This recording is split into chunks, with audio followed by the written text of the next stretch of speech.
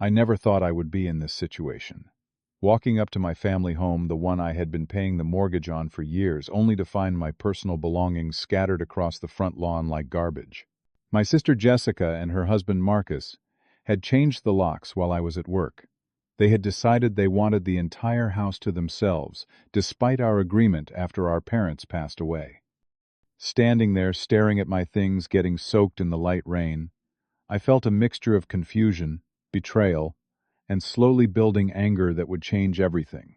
If you are watching this, let me know where you are viewing from in the comments. Also, hit the like button and subscribe if you want to hear how I went from being kicked out to watching my sister and her husband become homeless. 5 years ago, my life changed forever when my parents died in a devastating car accident on their way home from their anniversary dinner. One minute I was a 34-year-old software engineer living my own life, and the next I was dealing with funeral arrangements, legal paperwork, and the realization that my sister Jessica and I were now on our own. The family home came to us with a substantial mortgage still remaining. Jessica had been living there with her husband Marcus, while I had my own apartment across town. After discussing our options, we came to what I thought was a fair arrangement. I would move into the finished basement, which had its own entrance and bathroom.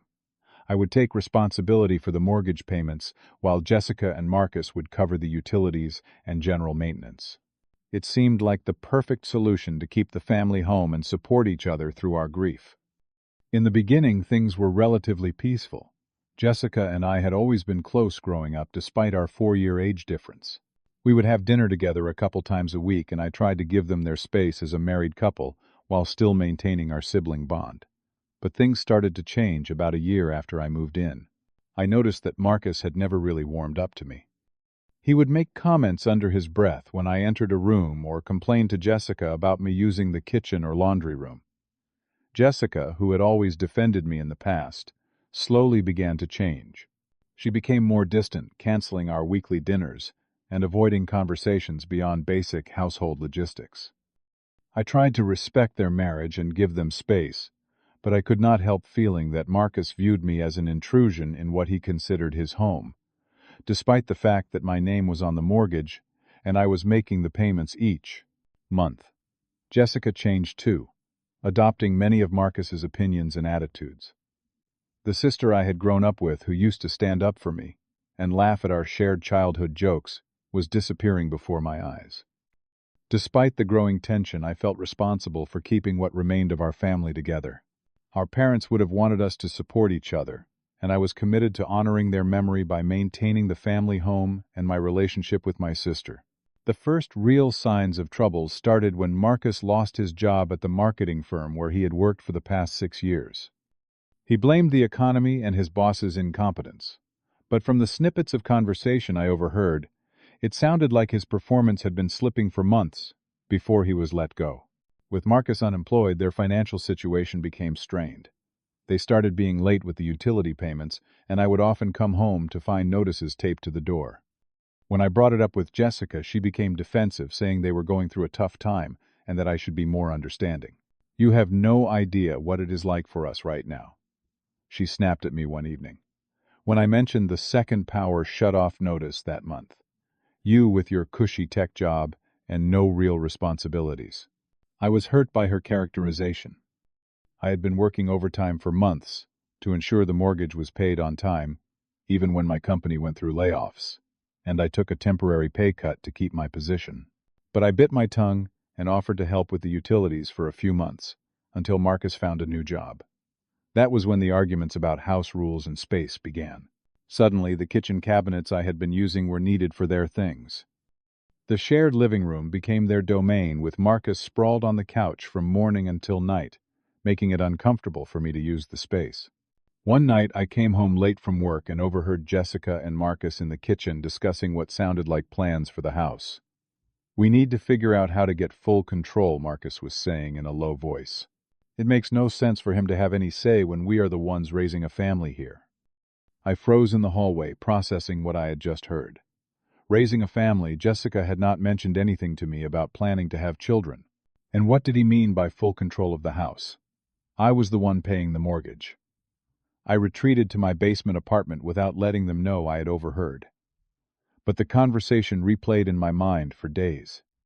Looking back, I should have confronted them then, but I convinced myself I had misunderstood or taken their words out of context. The small incidents of disrespect began to pile up. My mail would disappear from the entryway table. The temperature would be set uncomfortably low despite my requests to keep it at a reasonable level due to my basement apartment being naturally cooler. Marcus would park his car in a way that blocked my entrance, forcing me to walk around to the front of the house, which was particularly frustrating during rainy days or when I was carrying groceries. Each time I brought up these issues, Jessica would minimize them or suggest I was being too sensitive.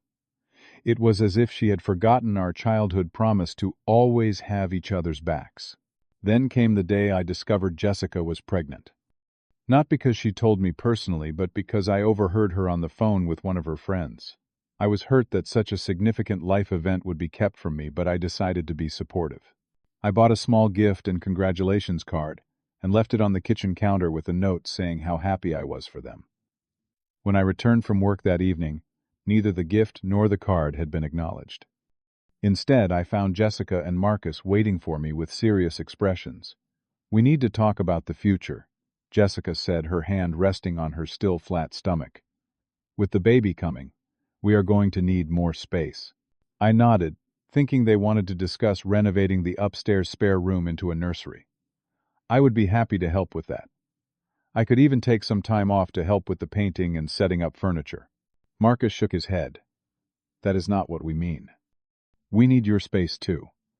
The basement would make a perfect play area and guest room for when our parents visit to see the baby."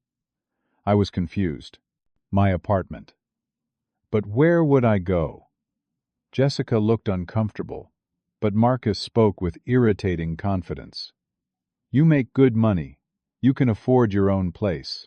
This house should be for our growing family." I could not believe what I was hearing. "This is my house too, Jessica. Mom and Dad left it to both of us, and I have been paying the mortgage for years, and we appreciate that," Jessica said quickly. "But circumstances have changed. You are single. You work all the time. You do not need this much space. We are starting a family." I tried to compromise, suggesting that I could help them renovate the attic into an additional space or even build an extension with some of my savings. But they had already made up their minds.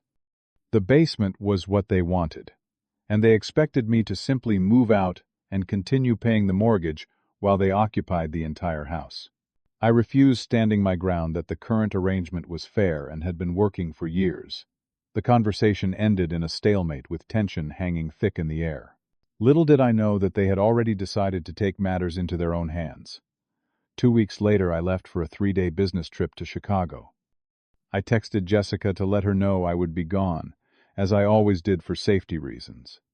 She responded with a simple "okay," which seemed cold but not unusual given the tension between us lately. When I returned, I pulled into the driveway late Thursday evening, exhausted from delayed flights and ready to collapse into my own bed. But as I approached the side entrance to my basement apartment, I realized with a shock that my key no longer worked in the lock. Confused, I walked around to the front door, thinking perhaps there had been some issue with the side entrance. But my key did not work there either. As I stood on the porch contemplating what to do, the front door opened to reveal Marcus' arms crossed and a satisfied smirk on his face. "Can I help you?" he asked, as if I were a stranger. "What is going on?" "My keys are not working," I said, trying to keep my voice level despite my growing anger. "We changed the locks," he stated simply. "Your things are on the lawn around the side. Jessica and I decided it was time for you to move on." I stood there in stunned silence, before walking around to the side of the house. There, piled unceremoniously on the grass, were my belongings. Clothes books, my computer, family photos, all packed haphazardly into boxes and garbage bags, some of which had split open, spilling my personal items onto the damp ground. A hot wave of humiliation washed over me as I noticed several neighbors peering curiously from their windows and porches. My entire life had been thrown onto the lawn like trash, and I was now a spectacle for the whole neighborhood. Jessica emerged from the house, standing beside Marcus on the porch. I looked at her, silently pleading for some explanation, some sign that this was all a terrible misunderstanding. "You can afford your own place, Carson," she called out, her voice carrying across the yard. "We need this house more than you do. For the baby." The betrayal cut deep. Not only had they thrown me out of my own home, but they had done it in the most humiliating way possible, exposing my personal life to the entire neighborhood and justifying it with the baby that Jessica had not even bothered to tell me about properly. As I stood there in the fading light, surrounded by the scattered pieces of my life, I made a decision that would change everything. The immediate aftermath of being kicked out was a blur of emotions and practical challenges. My friend Jordan, bless him, came to my rescue after I called him from my car, where I had been sitting in shock for nearly an hour. He helped me load as many of my belongings as would fit into my sedan and his pickup truck, and offered his spare room until I figured out my next steps. "I cannot believe they would do this to you," Jordan said as we carried the last of the salvageable boxes into his apartment.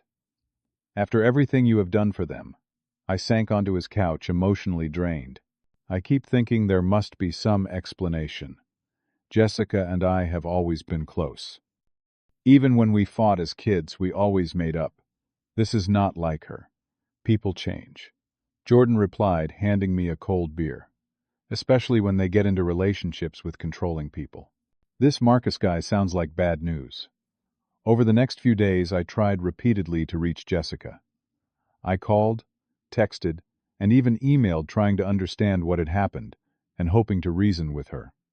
Most of my messages went unanswered, and the few responses I received were cold and dismissive. We needed to do what was best for our family. One text read, "You will be fine. You always land on your feet." Meanwhile, Marcus had taken to sending me threatening messages about staying away from their house and warning that he would call the police if I showed up uninvited. The irony of being threatened with trespassing at a property I was paying for was not lost on me. The emotional turmoil was overwhelming. I fluctuated between deep sadness at the loss of my relationship with my sister, burning anger at the injustice of the situation, and gnawing anxiety about the financial implications. The mortgage payment was substantial, and now I would need to find a new place to live and potentially pay rent on top of it. After a week of this limbo, Jordan convinced me to consult with an attorney. "You need to know where you stand legally," he insisted. "They cannot just kick you out of a house you own and expect you to keep paying for it." I made an appointment with Natalie, an attorney specializing in real estate and family law. Her office was warm and inviting, a stark contrast to the chaos of my current situation. As I explained what had happened, she took detailed notes, her expression growing increasingly concerned. "Let me get this straight," she said when I finished my story. "You and your sister inherited the house jointly. You moved in with an agreement that you would pay the mortgage while they covered utilities, and then they changed the locks while you were away and threw your belongings outside." I nodded, the humiliation of that moment still fresh. "And your name is on the deed and the mortgage." "Yes, both Jessica and I are on the deed, but only my name is on the mortgage, since I took responsibility for the payments." Natalie leaned forward, her expression serious. "Carson, what they did is illegal. They cannot evict you from property you legally own without proper notice and legal proceedings. You have rights here." She proceeded to outline my options, from filing for an emergency court order to regain access to the house, to forcing a sale of the property to dissolve the joint ownership. "There is something else you should know," Natalie added, her tone grave. "I had my assistant do a preliminary search of property records while you were explaining your situation. There appears to have been an attempt to transfer your interest in the property to your sister about a month ago. The document has your signature on it, but given what you have told me, I am guessing you never signed such a document." I felt as if I had been punched in the stomach. "No, I absolutely did not sign anything like that." Natalie showed me a copy of the document, and while the signature looked similar to mine, it was clearly forged. The realization that Jessica and Marcus had not only kicked me out but had attempted to steal my ownership of the house through forgery was staggering. Fortunately, the transfer was flagged for additional verification and has not been processed, Natalie explained. But this is serious, Carson. Forgery is a criminal offense. I sat in stunned silence, trying to process this new level of betrayal. The sister I had grown up with, shared secrets with, and protected from, neighborhood bullies, had tried to steal my inheritance through fraud. Despite the evidence of their deception, I was torn about taking legal action against my own sister. After all, she was pregnant, about to start a family. Our parents would have wanted us to work things out. I asked Natalie if we could hold off on any legal proceedings while I attempted one more reconciliation. I will give you some time, she agreed, but do not wait too long. And Carson, please be careful. People who are willing to forge documents are often capable of other deceptive actions. I left Natalie's office with a clearer understanding of my legal position, but even more emotional turmoil. That evening, I texted Jessica asking to meet at a neutral location to talk things through. To my surprise, she agreed to meet at a coffee shop halfway between Jordan's apartment and our family home. I arrived early and chose a table in the corner away from other customers, hoping the public setting would keep the conversation civil while still allowing for privacy. When Jessica arrived, my heart sank as I saw Marcus following close behind her. So much for a private sibling conversation. Jessica looked tired, with dark circles under her eyes, and her pregnancy was now visible, her belly forming a small but distinct bump under her loose sweater. For a moment I felt a pang of sadness for the relationship we once had, and the fact that I was missing this important time in her life. Thanks for meeting me. I began, trying to keep my tone neutral despite the tension. Marcus immediately took control of the conversation. Let us cut to the chase. We know you talked to a lawyer. What are you planning to do? Sue your pregnant sister? I ignored him and focused on Jessica. I just want to understand what happened. We had an agreement. I have been paying the mortgage for years. Why would you throw me out of my own house? Jessica at least had the decency to look uncomfortable. We need the space for the baby, Carson. You can afford your own place. We cannot. It makes sense for you to move out. Then we should have discussed it like adults, I replied. Found a solution that worked for everyone. Maybe sold the house and split the proceeds so we could both start fresh. Instead, you changed the locks while I was away and threw my things on the lawn for the whole neighborhood to see. We tried to discuss it, Jessica countered, though we both knew their idea of discussion had been to simply announce their decision. You were not listening. And what about the document trying to transfer my ownership of the house to you? The one with my forged signature. Jessica's face paled, and she shot a quick look at Marcus, whose expression hardened. I do not know what you are talking about. Yes, you do, I said quietly. The county recorder's office flagged it for verification. It is forgery, Jessica. That is a crime. Marcus leaned forward aggressively. You cannot prove anything. And if you try to cause trouble, remember that Jessica is pregnant. Do you really want to be the guy who puts stress on your sister during her pregnancy? What would your parents think? His manipulation tactic was obvious and infuriating. Using my parents' memory and Jessica's pregnancy to justify their actions was a new low. What would our parents think about you forging documents and illegally evicting me from the house they left to both of us? I asked, looking directly at Jessica. She could not meet my eyes. Marcus answered for her. Look, here is what is going to happen. You are going to sign the house over to Jessica properly this time. You can keep paying the mortgage if you are so concerned about honoring your parents, but the house is ours now. We are starting a family and we need it more than you do. I could not believe the audacity.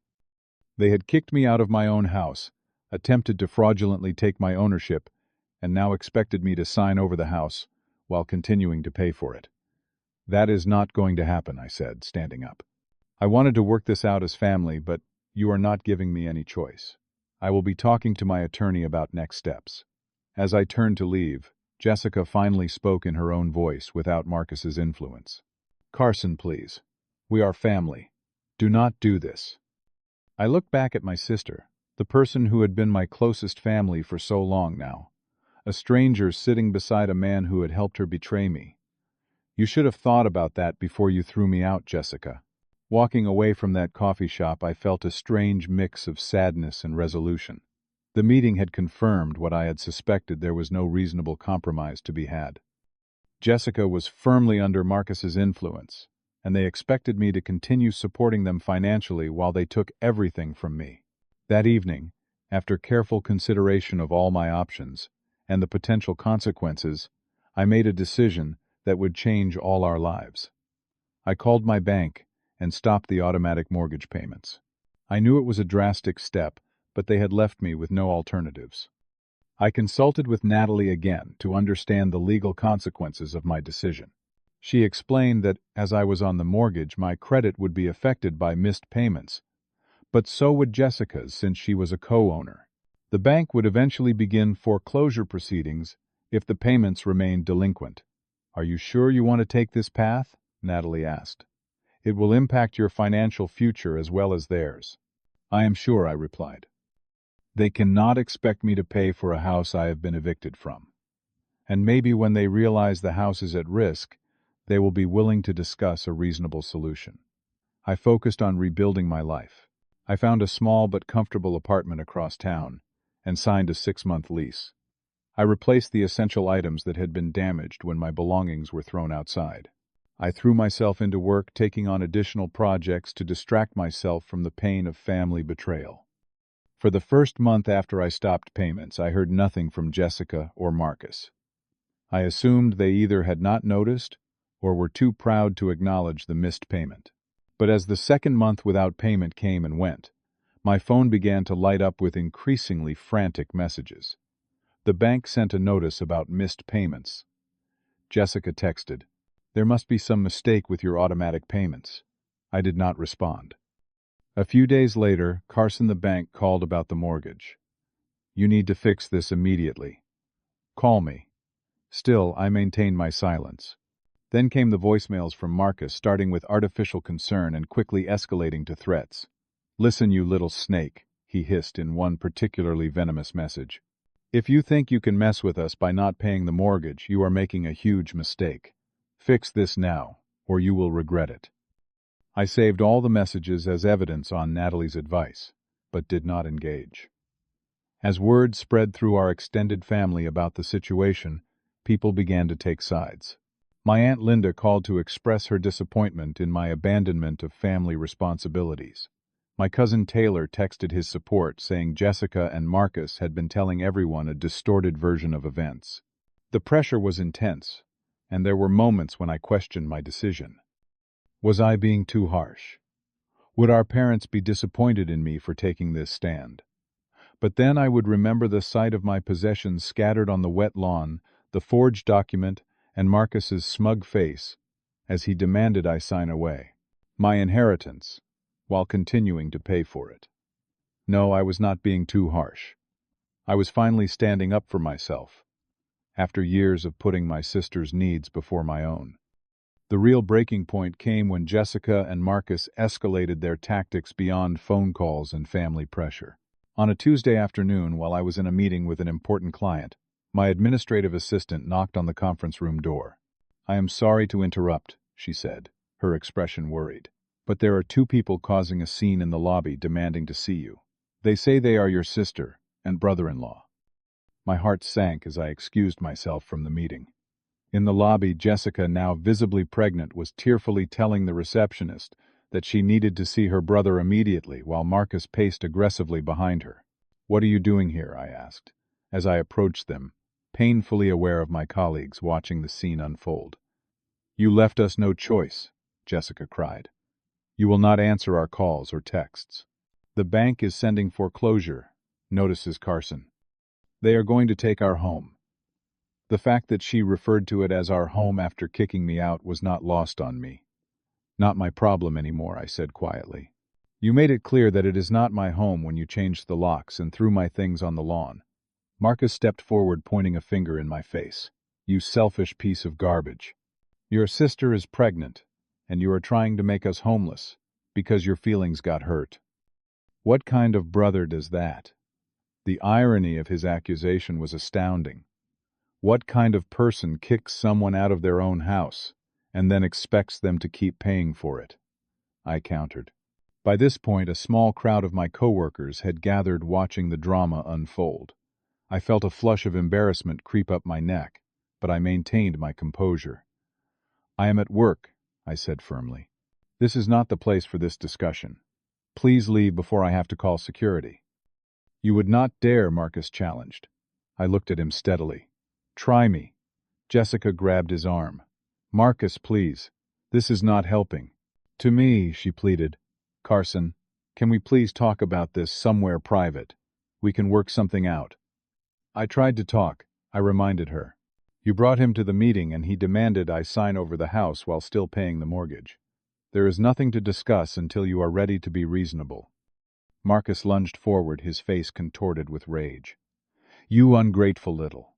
Before he could finish, 2 security guards appeared, summoned by the receptionist who had been watching the scene with alarm. "Sir, we are going to have to ask you to leave," one of the guards said firmly to Marcus. "Both of you need to exit the premises now." Jessica looked at me with tears streaming down her face. "This is not over, Carson. You cannot do this to us."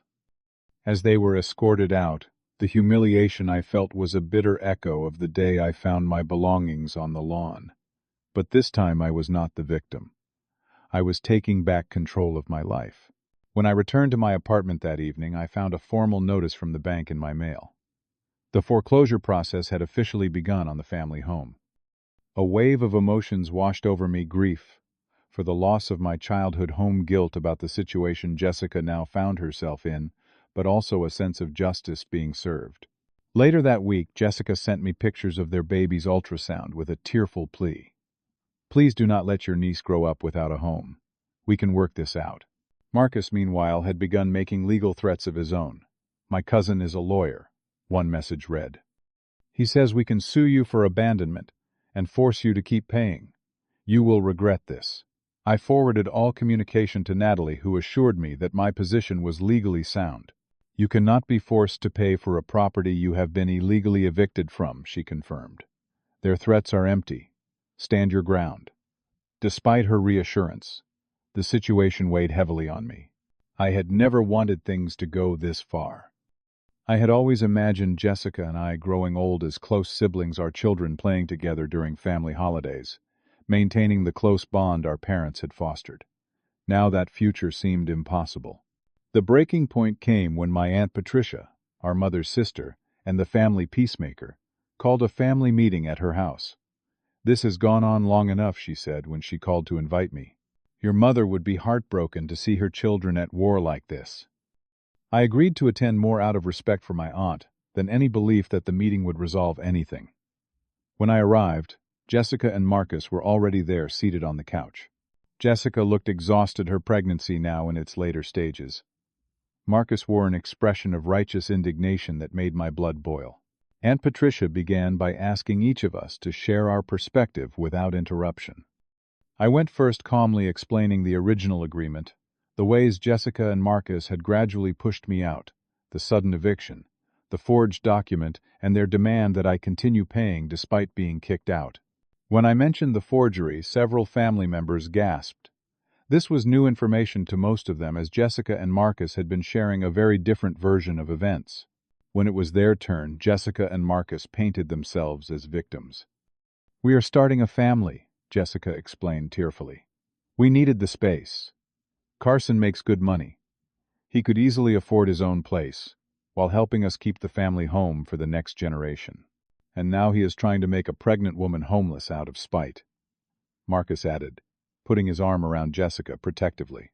I had been silent during their explanation, as Aunt Patricia had requested, but now I pulled out my phone.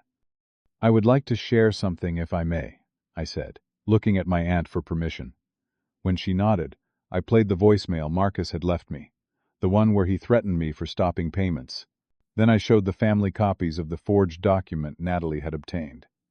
"They did not just need more space," I explained quietly. "They tried to steal my share of the house through forgery, then kick me out while expecting me to keep paying for it." The mood in the room shifted perceptibly. Family members who had been looking at me with disappointment now turned questioning gazes toward Jessica and Marcus. "Is this true?" Aunt Patricia asked, her voice strained. Did you forge Carson's signature? Jessica looked at Marcus, who had suddenly become very interested in the pattern of the carpet. Her silence was confirmation enough. I want to propose a final solution, I said, looking directly at my sister. We sell the house and split the proceeds. We both get a fresh start. No more mortgage for me to pay, no more house for you to worry about losing. Clean break. Jessica shook her head desperately. We cannot sell. This is our family home. Our parents would want us to keep it. Our parents would want us to be honest with each other. I corrected her gently. They would not want their home to be a source of such betrayal and pain.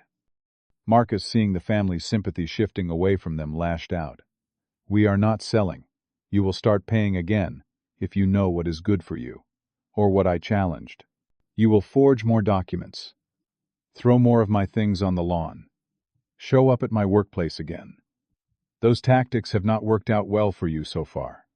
Marcus, be quiet, Jessica snapped, surprising everyone, including her husband. It was the first time I had seen her stand up to him. You have done enough damage. She turned to me, tears streaming down her face. Carson, I am so sorry. This got completely out of hand. Marcus said it would be simple, that you would understand once it was done. He said, you would never let me go homeless, especially with the baby coming. Marcus stood up abruptly. I am not listening to this. You are taking his side now. After everything I have done for us. What exactly have you done except lose your job and try to steal my brother's inheritance? Jessica shot back years of pent-up frustration, seemingly bursting through. Marcus stormed out, slamming the door behind him. The room fell into stunned silence. In that moment, something shifted. Jessica, without Marcus's dominating presence, seemed smaller, but somehow more like her old self. We locked eyes across the room, and I saw a glimmer of the sister I had grown up with. Aunt Patricia seized the opportunity. Jessica, honey, I think you and Carson need to talk. Alone this time. The rest of the family discreetly filed out, leaving Jessica and me in the living room. For a long moment, neither of us spoke. He has a gambling problem, Jessica finally said, her voice barely above a whisper. Marcus. That is why he lost his job. He was taking money from the company accounts to cover his debts. The revelation was not entirely surprising given his desperate behavior, but it was still shocking to hear. The plan was to get the house in my name, she continued, unable to meet my eyes, then take out an equity loan to pay off his debts. He convinced me you would never know, that you would just keep paying the mortgage, because that is the kind of person you are. Responsible, reliable. The calculated nature of their plan made my stomach turn. So you used my best qualities against me. Jessica nodded, shame evident in every line of her body. I am so sorry, Carson. I got lost in his manipulation. I forgot who I was, who we were as siblings.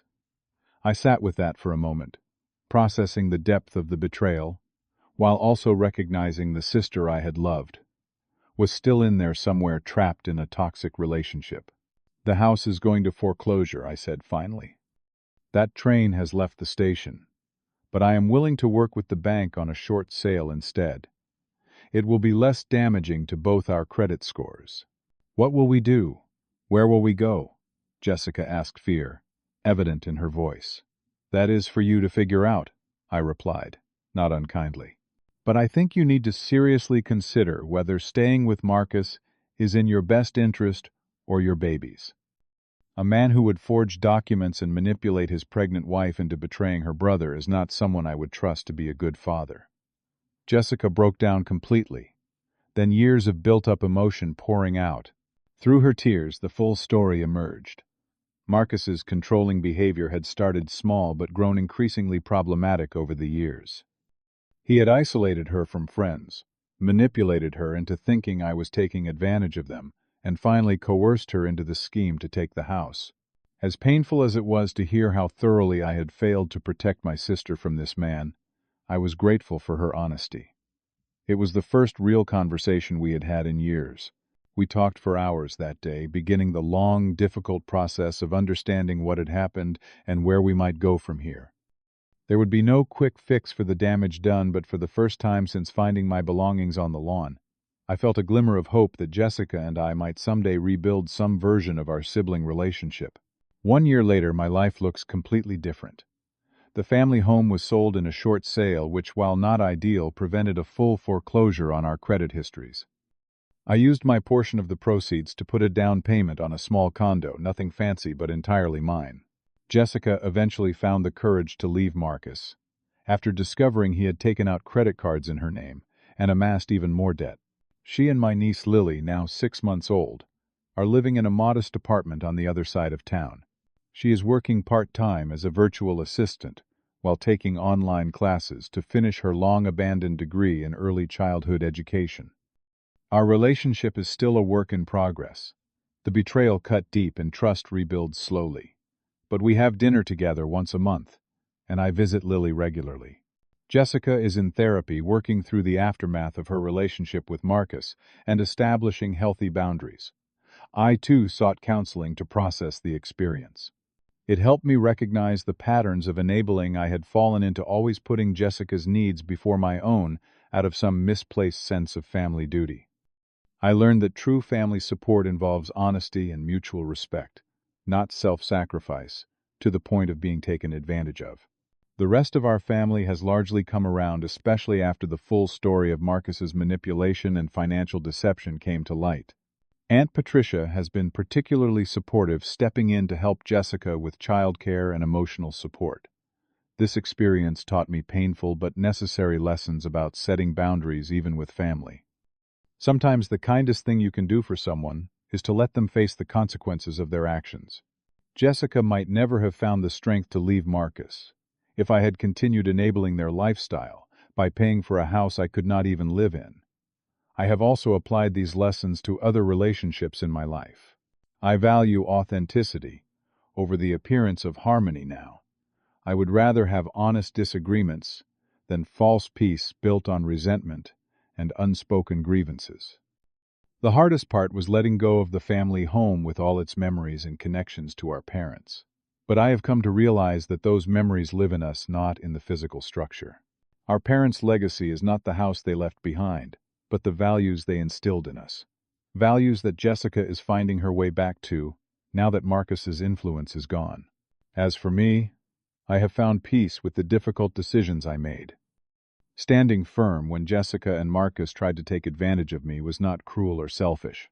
It was necessary. Sometimes love means not giving people what they want, but what they need. And what Jessica needed was to face reality. Have you ever had to make a difficult decision that hurt someone you love in the short term, but was ultimately the right thing to do? Leave your thoughts in the comments below. If this story resonated with you, please like and subscribe to hear more real-life experiences that might help you navigate your own challenging family situations. And do not forget to share this with anyone who might be struggling with setting boundaries with family members. Thank you all for listening, and remember that sometimes true family healing can only begin when you have the courage to stand up for yourself.